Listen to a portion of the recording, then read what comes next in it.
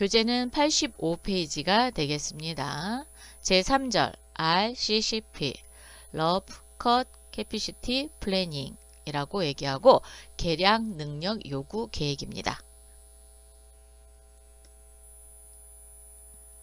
살펴보면요. 자재 소요 계획, 즉 생산 계획을 활동 중에서 이제 기준 생산 계획인 MPS를 계획합니다.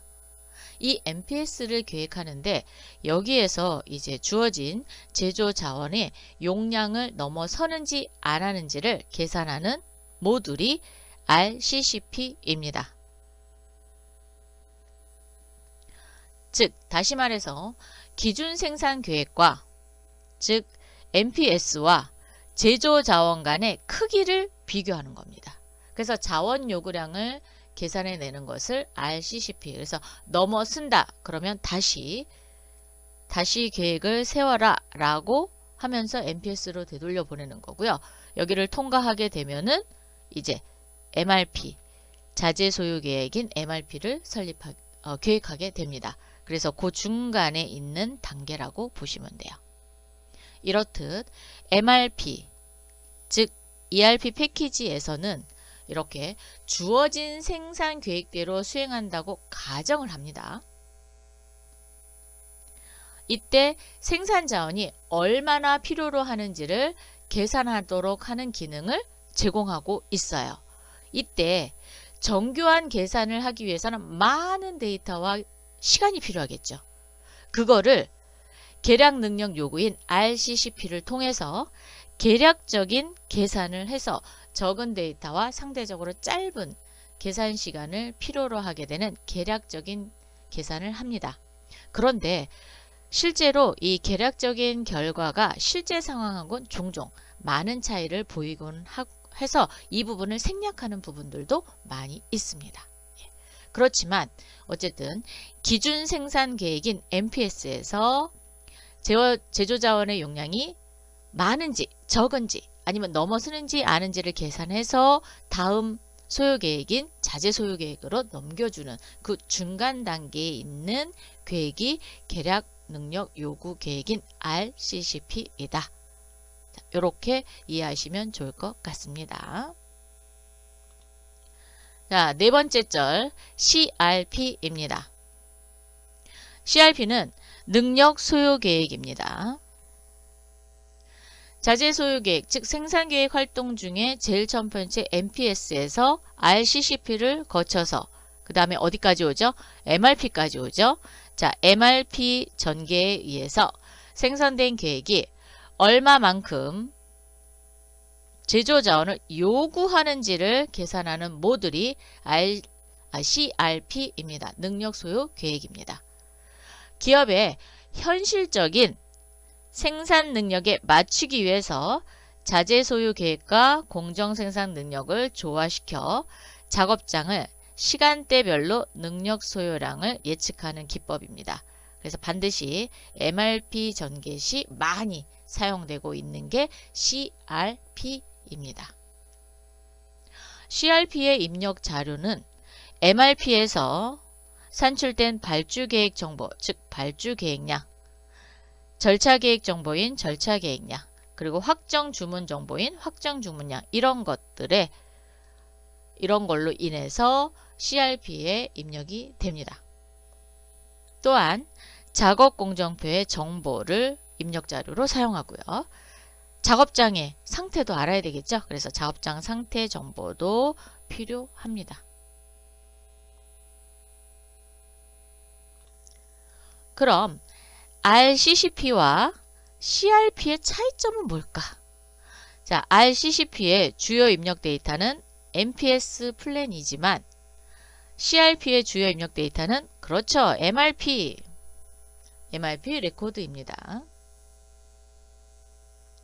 자, MPS 플랜은 최종 제품과 주요 핵심 부품에 한해서 작성됩니다. 자원 요구량을 계산하는 과정에서도 CRP가 RCC보다 정확합니다.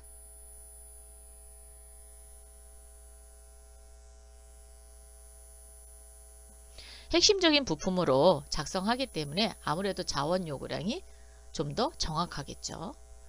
자, CRP를 계산할 때는 생산 오더가 내려간, 즉 현장에서 작업 중인 작업이 현장 자원에 필요로 한다는 것도 고려를 합니다. CRP는 작업장도 고려해야 된다 그랬어요. 그래서 작업장 현재 정보가 필요하다고 그랬죠. 작업 중인 재고는 MRP 전기 중, 자, 작업 중인 재고입니다. 스케줄도 리셋 반영할 수 있기 때문에 이게 뭐냐면 일정표예요. 자, 일정표.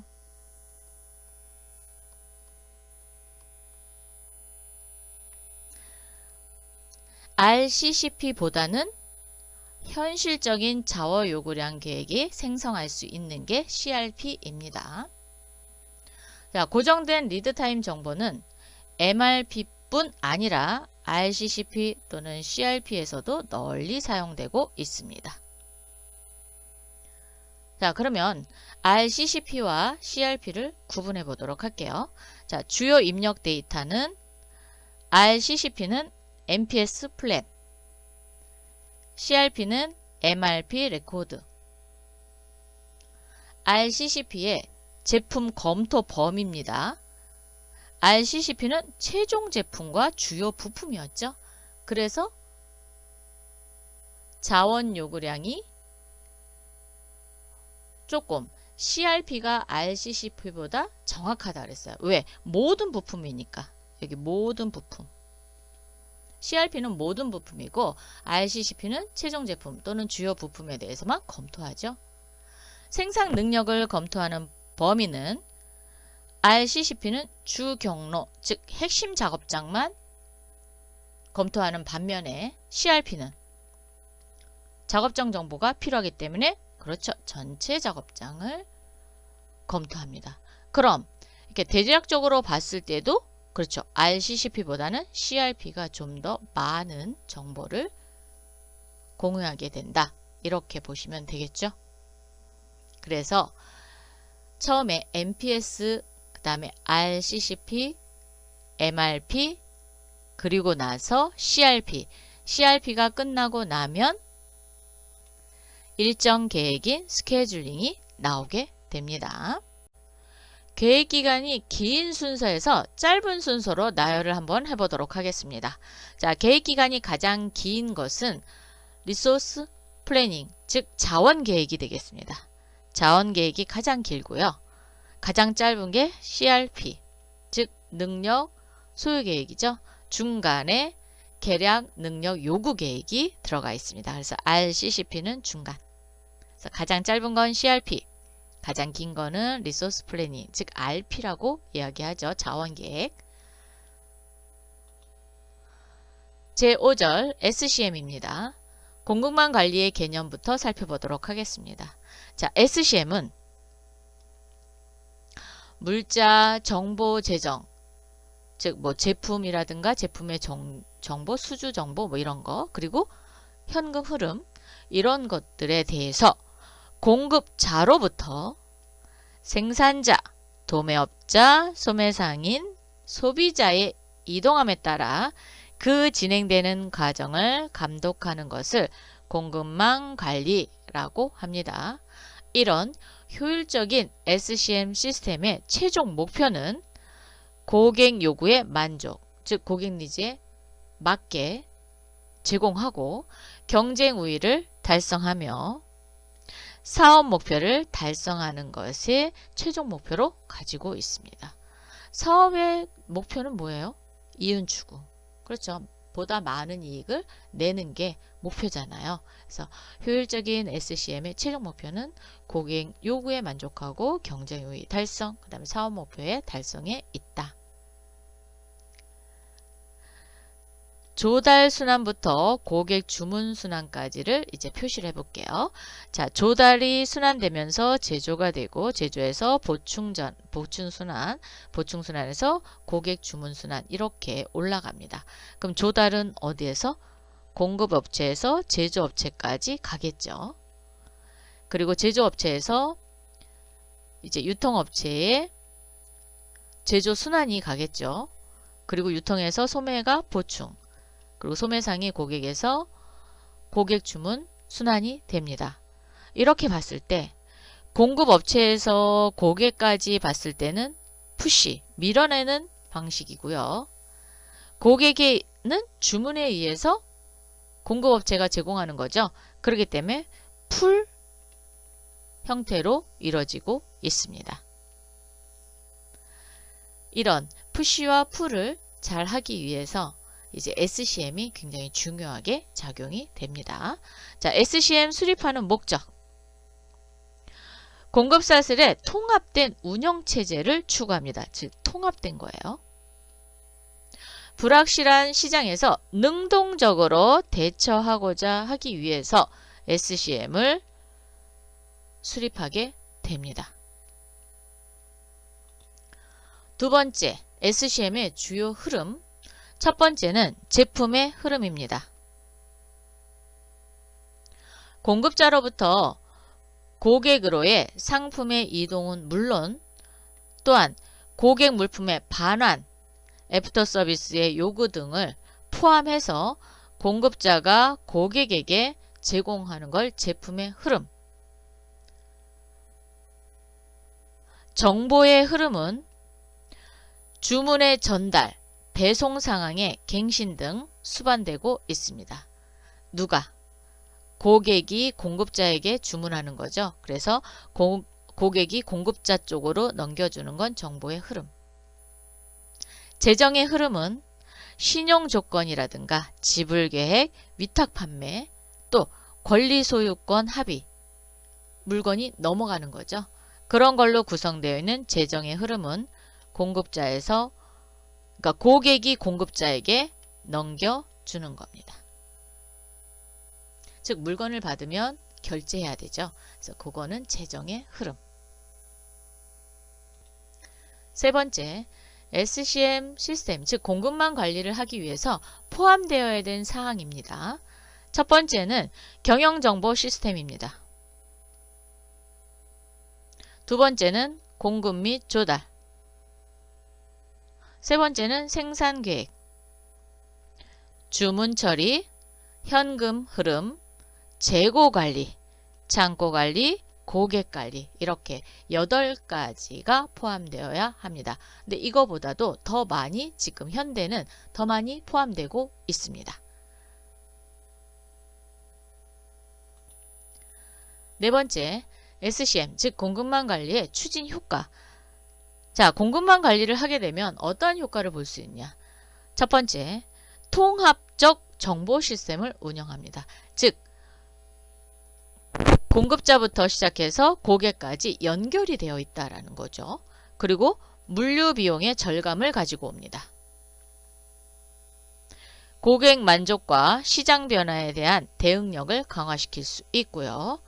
구매 비용을 절감하게 됩니다. 생산의 효율화도 가지고 오고요. 총체적 경쟁 우위에 우뚝 서게 됩니다. 다섯 번째, 공급망 관리의 단계. 1단계, 2단계, 3단계가 있는데, 자, 1단계. 조직의 기능을 분담하고, 기능 분담. 기업 내에서 최적화가 이루어지는 상태가 공급체인 조직기능 정비 단계가 1단계가 되겠습니다. 2단계는 사내 전체가 횡적으로 각각 프로세스, 관리, 업무가 통합되어 있는 상태가 공급체인 사내 프로세스 정비 단계가 되겠습니다. 3단계는 사내 또는 사회를 포함하여 조달처에서부터 최종 고객까지를 포함하여 체인 전체 통합합니다. 그래서 최적화하는 상태가 공급체인 전체 정비 단계라고 할 수 있습니다. 이거 하나 지워야 되겠네요. 네. 공급체인 전체 정비 단계는 마지막 단계인 3단계가 되겠습니다. 여섯 번째, SCM의 기능을 내적 기능과 외적 기능으로 나눠 보겠습니다. 자, SCM의 내재적 기능, 즉 내적 기능이죠. 고객 주문을 실제 생산 작업으로 투입하기 위한 프로덕션 스케줄링, 즉 생산 계획표, 일정 계획표 이렇게 얘기할 수 있겠죠. 자, 공급자 네트워크로부터 공급되는 원자재 등을 변형시키는 사용하는 여러 프로세스를 내적 기능으로 보시면 되겠습니다.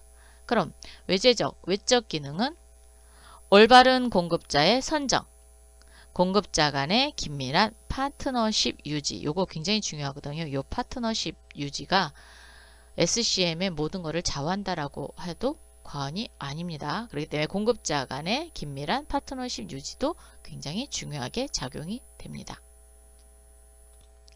이러한 공급망 관리의 특징은, 자, 첫 번째, SCM은 제품과 서비스가 생산되고 소비되는 과정 가운데 자재, 정보, 자금 등 공급 업체에서 제조기업인 동해상, 소매상, 소비자까지 이르게 되는 흐름을 관리해야 되죠. 요게 이제 특징이고요. 즉 공급업체에서부터 어디까지? 소비자까지 흐름을 관리한다. 두 번째는 제품, 정보, 자금 관련 관리 활동과 현장 작업 간 쌍방향 흐름으로 관리가 돼야 된다라는 거죠. 제품, 정보, 자금 관리의 관리 활동과 현장 작업 간의 쌍방정 흐름을 관리한다. 세 번째 특징은 성공적으로 추진이 되면 생산성이 증가돼요. 업무 처리 시간이 단축이 되고요. 재고 수준 감소가 되겠죠. 공급의 안정화 등 이런 효과를 극대화할 수 있습니다. 네 번째는 SCM의 궁극적인 목표 뭐였죠? 그죠. 고객 만족. 네. 자원의 적절한 활용을 통해서 높은 고객 가치를 창출하고 경쟁 우위를 달성하는 데 목표가 있습니다. 그래서 기업의 최종 목표는 이윤 추구. 네, 맞습니다. 이윤 추구까지의 특징을 가지고 있다. 자, 이렇게 해서 자재 소유 생산 능력 계획까지 모두 살펴봤습니다.